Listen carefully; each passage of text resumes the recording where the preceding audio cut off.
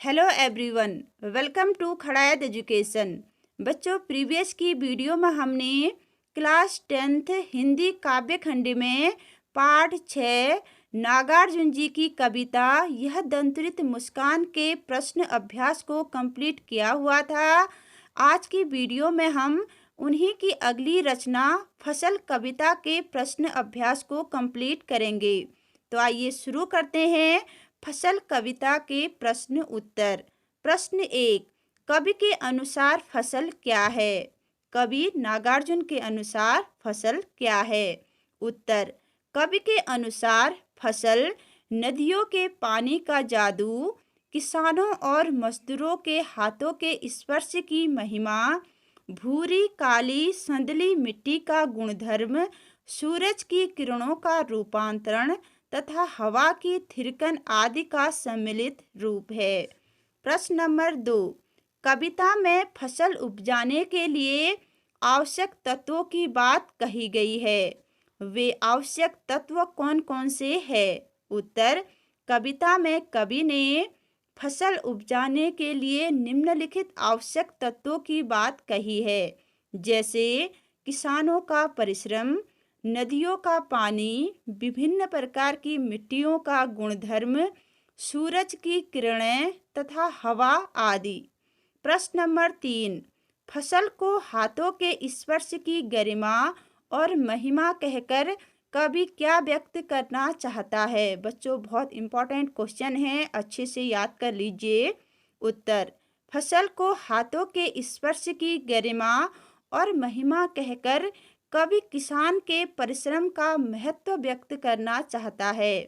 कवि बताना चाहता है कि वह किसान ही है जो अपने कठोर परिश्रम से फसल उपजाकर धरती के सभी लोगों का पेट भरता है।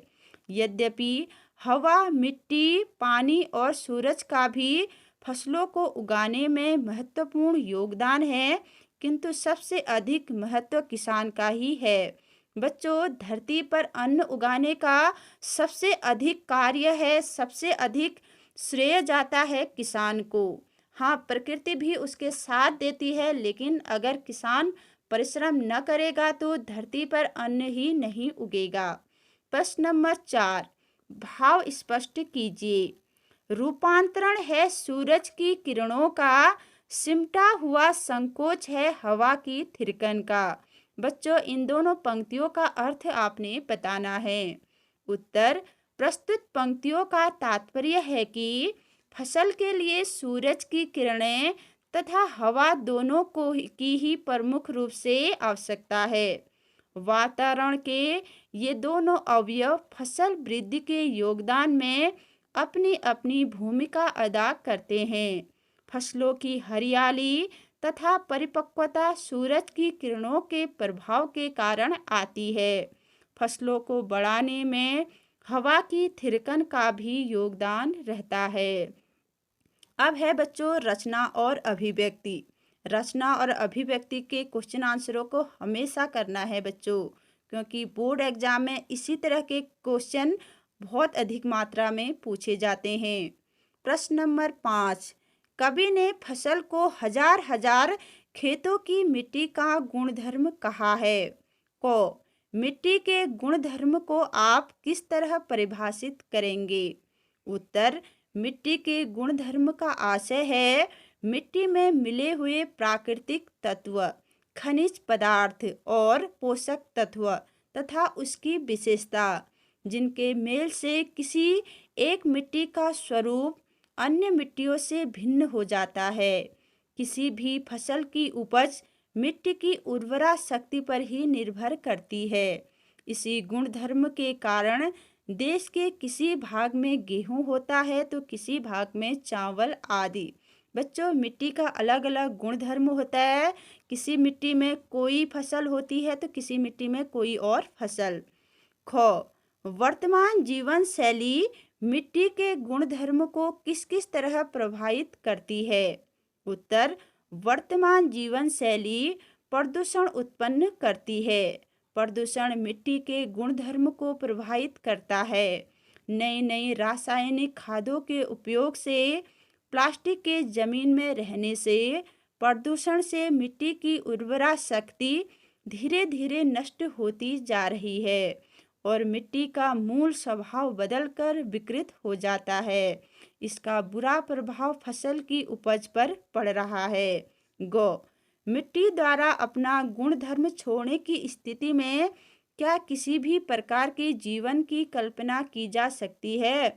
बच्चों, अगर मिट्टी अपना गुणधर्म छोड़ देगी तो क्या उसकी अनुपस्थिति में जीवन की कल्पना की जा सकती है? आपको सोच के उत्तर लिखना है।